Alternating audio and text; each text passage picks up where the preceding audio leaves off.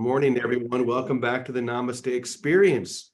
It's great to have all of you here. So today, a couple of things are happening.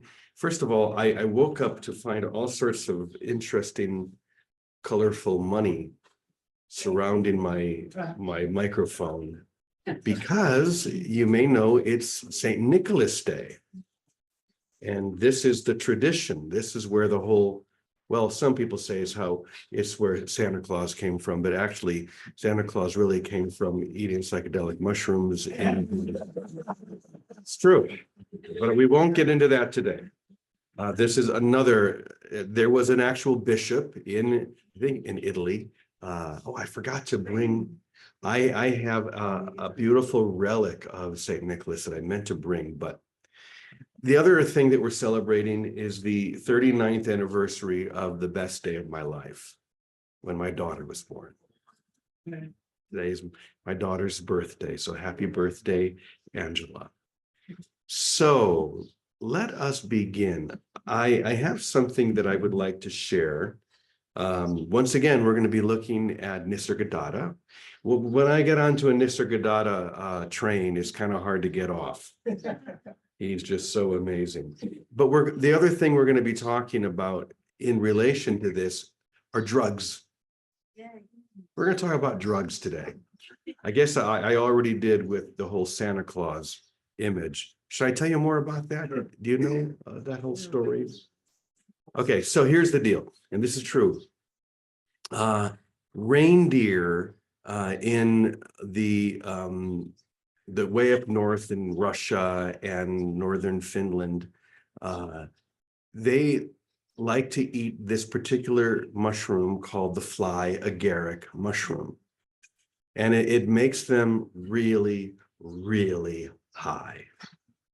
Okay, people cannot eat those mushrooms because they are too toxic. But someone way up in the hinterland discovered somehow, and I'd like to know how this original person figured this out. But he figured out that if he drinks the urine of the reindeer after they've eaten the fly agaric, it takes all the toxins out and gives them the feeling that they are flying. So these reindeer herders began this process. It was a whole, like a business for them. And they would wear these costumes that were red with white collars and white, I guess, scarves. And they would then harvest these mushrooms and bring them to all of the other reindeer herders. But by this time, the snow was so high that the only way that they could get in and deliver these gifts were through the chimney. And so they began delivering all these mushrooms through the chimney so that all of these herders would have their supply of mushrooms to give to their reindeer and then drink their piss. And the other thing is, in order to dry these mushrooms, they would hang them one by one from evergreen trees. So this is more clearly where the legend of Santa Claus came from. But we're going to stick today with the fake chocolate money. This will do us well. All right. So drugs. Let's talk more about drugs. Nisargadatta has a beautiful thing that he wants to share with us today. He says, what is the drug which you call karma or destiny? The drug that you call karma or destiny. Let's first look and see what karma and destiny are. They are aspects of your mind that say that you deserve something, that you're entitled to something, that something is bound to happen, right? And what Nisargadatta is saying is that these are drugs that keep you in a particular loop, which is all perception is. It's a loop that keeps you spinning, spinning, spinning to keep you confused. right? Drugs do nothing more than take you outside the more rational experience that you have in the world. So it's like spinning. And what he's saying is that the idea of karma and destiny are the same thing. It's like spinning in a circle so that you don't really see where you are. You don't realize who and where you are. Okay, so once again, what is the drug which you call karma or destiny? It made you believe yourself to be what you are not. Destiny and karma made you believe that you are something that you are not. We'll hear more about that. So before you go any further, you must accept, at least as a working theory, that you are not what you appear to be. You're not a body, you're not limited, you're not this egoic structure that's born but to die. That's not who you really are. And isn't this what we say every day, one way or the another? You're not who you think you are. You're like an actor in a play that has gotten so into the role that you're playing that you forgot who you really are, that you're the actor, not the role. And he's saying something very interesting, that you have to accept this as at least a working theory, that you're under the influence of a drug, the drug of self, with a small s. The idea that you are a particular self in a particular body doing a particular thing, or whatever that thing may be. It could be a million different things, but that's the drug to keep you locked in the idea that you are what you are not. Okay. All that a guru can tell you is, my dear friend, you are quite mistaken about yourself. You are not the person you think yourself to be. I like to say that the only role of a guru is to spell the word. Gee, you are you. To point to the truth of who you are rather than the illusion or the costume or the role of who you think yourself to be. You are you, forever and complete. I love this. Okay, so until you are free of the drug, Mr. Gadada tells us, all your religions, all of your sciences, your prayers, your yogas are of no use to you. In fact, for they're based on a mistake. They strengthen it. They actually strengthen the mistake. Now, this is a hard one for us to get, that our religions, everything else, all the practices that we do, even our yoga practices, all these beautiful things that we're doing, if we don't realize the drug of identity, then all those things are really doing is strengthening the effect of the drug. Now, we can see this very clearly often, usually maybe, in terms of religion. So here I am, a priest, telling you that religion is a drug. And it's true. It could be a nice drug, it could be a happy drug, it could be, beautiful incense and stained glass window type drug. But all he's saying here is that until you realize who you are, that you're under the influence of a drug called you, all of those things are just going to continue to add to the illusion rather than add to the reality. Now, you can turn that around any time, but everything until you realize that identity is a drug is going to increase the power of that drug. Okay. Stay with the idea that you are not a body, nor are you the mind, not even the witness, which is what many would lead you to believe, that you're the witness of all these. He's saying you're not even that. You are none of them. Cease from looking for happiness and reality in a dream, and you will wake up. A very important sentence that we hear in one way or another every day. Cease from looking for happiness and reality in a dream. Stop it, and you'll wake up. You need not know why and how, for there's no end to these questions. If you're trying to figure it out intellectually, there will be no end to the distractions.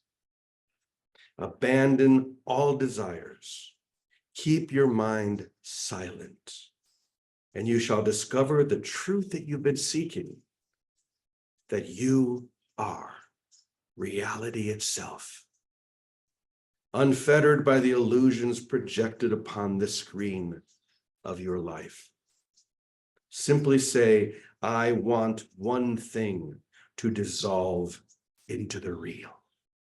I want one thing and one thing only to dissolve into the real. That is enough. So that's what Mr. Gadada Maharaj is here to teach us today. Now, here's the interesting thing, is that that which is asking to dissolve into the real is in itself that which will dissolve. Did you hear that? That which you are calling forth to dissolve, okay, is what needs to dissolve, the I. I want to dissolve. The I that wants to dissolve is that which is in the process of dissolving. And you all feel that. You all know that. It may be a slow dissolve. It may be like that salt figure that we talk about sometimes, the salt man, a little doll made out of salt that rests right there on the beach where the waves slowly lap against it, one after another. Every time a wave comes, it takes off another layer of the salt until there's nothing left but the ocean. You are that infinite ocean. You're not the salt little dude. That's not who you are. And the idea that you could ever be that is the drug. And just like those silly reindeer herders up in the far north of Europe, no, I won't go that far. I was about to say something about drinking, no, you know what I mean. It's like, why are you doing that? It's like saying to these herders, whatever gave you the idea to drink that? Much like we might say to a native culture here in Mexico, whoever thought about licking a toad? Whoever had that idea? Or squeezing the glands of that toad and smoking, whoever, but it sure works. You've ever done it. No, we don't need those things anymore. Because like it says, all of our religions, all of our sciences, all of our yogas, all of these things, without the understanding that I am not who I think I am, and dissolving into that, all of those things strengthen the dream rather than take you out of the dream. And I know that every single one of you really only has one desire, and that is to leave the dream altogether. But remember, the you that wants to leave the dream is in itself that which will wake up from the dream. So it seems like a vicious circle, but it's not. It's just a dream. And we all have dreams. Like all of you had dreams last night when you were sleeping. They didn't, even if you had a very hard, difficult dream, it didn't hurt you. Just like these roles are not going to hurt you, but it's time. It's time to realize this. Stop searching for an answer where there is none. The only answer you're ever going to find is right here within you. Okay? So that's our message for St. Nicholas Day. So let's turn to Vicky and hear if she has any wisdom about reindeers or licking toads. Well, thank you, Brother James. This was fun Friday morning, everyone. So it reminded me of the title of a book a dear sister in Boston wrote. It was Breaking Spells, Leaving Miracles in Their Place. And the spell of identity is what we're under. The spell of, I think I know who I am, and therefore I know what to do, how to take care of myself, how to protect myself, how to get along, how to succeed. It's like, and therefore the whole string of how we live here in time just goes right into effect. And what I found is one of the most fun ways to break the spell, and Calico mentioned this a little the other day, break the routines, break the things we take for granted, break them up. Instead of doing what we ordinarily do, just pause a minute and be open to another, perhaps another way of doing something, another anything. Because what we're conditioned to, like religion being the opiate of the masses, what we're conditioned to is a world where we defend ourselves, where we protect this little identity because it's so shaky that it needs all of our energy and resources to protect it. And if we stop protecting it, that's what the undoing is. It's like all this healing, forgiveness, miracles, all of the practices from every tradition are about undoing our protection, our own mechanism. It's what karma is. Karma is a way of ensuring that we don't lose our identity. Here, you were this 1,000 years ago. Look, it's still here. Now you have to pay for it. It's like, oh my gosh, what a system. It's quite actually, I guess, ingenious that we came up with all of these things. But the simplest way of breaking it is going to, I really need do nothing. Because every effort, every one of them, even the intention to get enlightened, every effort goes to protecting this identity. And it's protecting the identity that keeps it safe. So, how do we break the spell? How do we right now? I don't know. I just know that we are doing it. That's what I see. I see we are doing it. It's happening. When you spoke yesterday, James, about this incredible experience of feeling love and recognizing it wasn't outside of you, that you are that love, I think what happened in our extended family is we all got an immediate upgrade. I think we got an upgrade collectively, right? That all of our barriers of protecting ourselves kind of slipped away, a layer slipped away, whether it's a layer of the onion, a layer of the defenses slipped away. And each one of us recognize, trust it, trust that experience. That's a transcendent experience. In time, it looks like, oh, I feel this love for this thing outside of me. But if we trust it, love always brings us back into what we already are, not as a body identity, but as a part of. What is it that leaves are fractals and they replicate? We're the holograph of God everywhere. It's like that opening to a direct experience of love is a direct experience of what we are. And if we don't condition it to think of trying to get something or change something or fix something out here, especially worried about what would prevent it, that's a good way to keep us protected from who we are. When we stop doing all that and just do nothing and say, oh my, what is this? I'll open to it. Do nothing. Don't chase it. Don't protect from it. Don't figure it out. Do nothing. And when we walk into routines, the routine of flirting, the routine of back and forth, when we walk into routines, just to be aware, I want to break this spell. I want to break this spell everywhere. I want to just be. What would that look like? I don't know. We're all finding out together. Yes, James. I have a story that you will Go ahead. remember very well. Okay. That I think illustrates this beautifully. And it happened about 25 years ago. I had just moved to Boston. I had followed Vicky and a couple of others from Wisconsin back to Boston. And you'll remember, Vicky, I was living with Jim Yost. Yeah. South Boston. South Boston is a pretty tough Irish neighborhood. You'll remember it from Good Will Hunting, right? And that will inform the story a little bit. So I wanted to break the spell. I wanted to see how entrenched this ego identity really is. So what I did was I determined or built 3 different alternate personalities. I think that's the best way to say it. One was a man named Jamie Thomas. I even remember the name. That's Vicky's maiden name, Thomas. And Vicky, or Jamie, was a man who was in the process of transitioning into becoming a woman. And I went out and I bought all the costumes for these. So I bought the women's clothing, a wig, makeup, everything.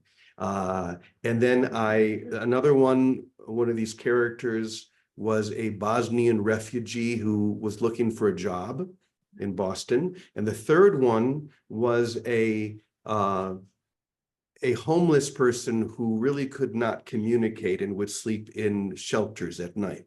So my goal, I wanted to see how elusive the identity of this guy is if I claim these other three at the same time. Now, I don't recommend anyone do this, okay?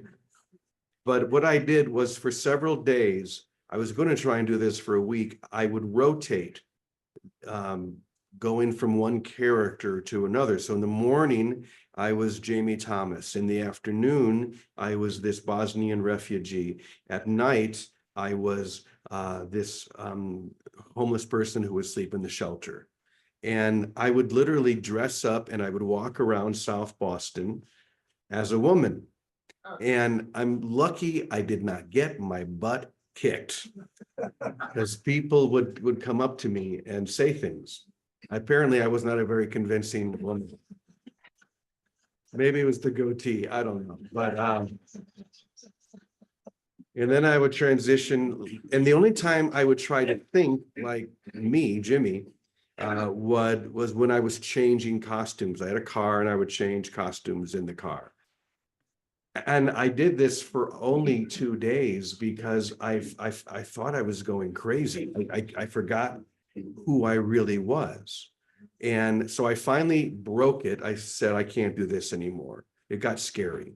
And what I found myself doing, and this relates to the routines that Vicky and Calico were talking about. I found myself wanting to do things that this guy, this identity was accustomed to doing. So there was a little cafe next door to Jimmy O's house. And every day I would go there and get my coffee in a certain way and a snickerdoodle cookie.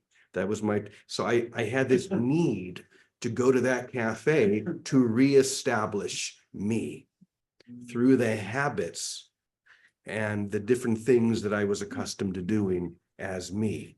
That was the only way I could break the spell of those other three identities. But what we're really trying to do is to break the spell altogether of me. So do you remember that, Vicky? Oh, I remember it well. And James, you actually lived out all those three identities. Your brother has lived out in your life, in your lifetime, that identity of going from male to female. The Bosnian refugee, you went and wrote the Emissaries of Life because you made a trip there that you didn't know at that moment. And the homeless man, you went with Bill Free across the country without a penny. Right? So it's interesting how those things played themselves out.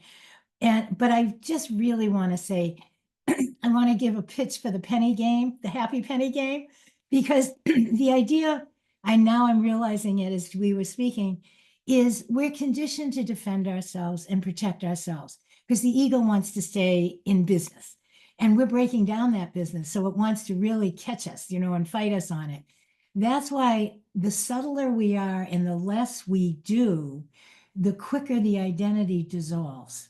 So recognizing happiness and joy, taking a moment to pause, it's that pause experience, to stop, to pause, and all of a sudden tune into the flow of life, tune into the rhythm that's underneath all the appearances. And it's inevitable that we bump into happiness because that's all there really is there. What's a miracle? It's looking at what is there and knowing it's false. That's really it. So when we pause, when we look for happiness in any situation, you don't have to be in a particular one. When we pause and look for the rhythm of love underneath everything, that's a moment of happiness and it's a moment of breaking the spell. And if we can do that all the time or a lot of the time. We're not fighting an identity. We're not fighting this system of protection. That's why it's our defenses that keep us thinking we are who we are. When we let those defenses go, but we can't let them go by analyzing them, figuring them out, fighting against them, doing it differently. That will just strengthen them, like you said. It will strengthen the system that it's trying to break down. But when we pause, do nothing, pause and notice the rhythm underneath everything, or be willing to recognize it, we'll start feeling it, sensing it. And before you know it, that rhythm bubbles up in us as direct happiness, because love is what we are. Sorry, I took so long, Calico. Go ahead. That's okay. You know, I was thinking I woke up this morning thinking about the Truman Show. I'm sure you've all seen the Truman Show.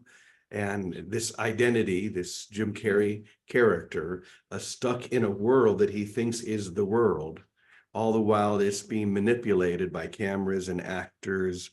And there are 2 points in the movie in which he is trying to escape. And the dream itself, the creator of the dream, has to put all of these crazy obstacles to keep him in the dream.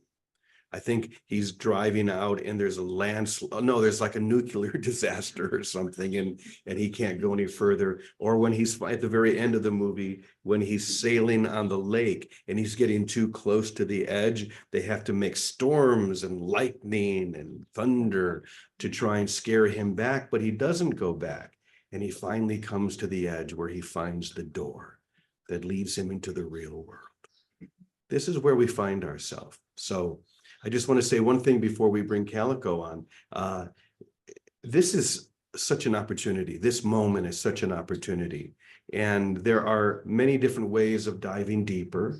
And many of you know that I sent out an email yesterday for the new Enlightenment Partner Program. And I'm so excited that Vicki is the one that is going to be doing the daily coaching calls. So if you want a dose of Vicki every single day, you want to sit and talk to her privately about this every single day for 3 months, we invite you to be part of that. Just go to i-am-awake.com. So that being said, Calico, wrap us up. This is great. You know, I was just thinking of another way I put these games that we play about keeping ourself alive, you know, keeping the concept of who we think ourselves alive. They're all distractions, and they're distractions from becoming awake. It's like the Truman Show, which I absolutely love. You know, I still get giggly when I remember the boat going over and hitting the wall. And then he'd go over and hit the wall. And he didn't see the wall, but he felt it when the boat would stop. And it's like, you know, all these storms and things were just distractions he put in place to keep him contained in this world called I am, fill in your name. I am Calico. I am James. I am Victoria. I am. It's like, it's the label. And the distractions, the more we give our mind, you know, what does Jesus say? We're way too, what is the word? We're way too, allowing of wandering thoughts. And I am Calico is a wandering thought.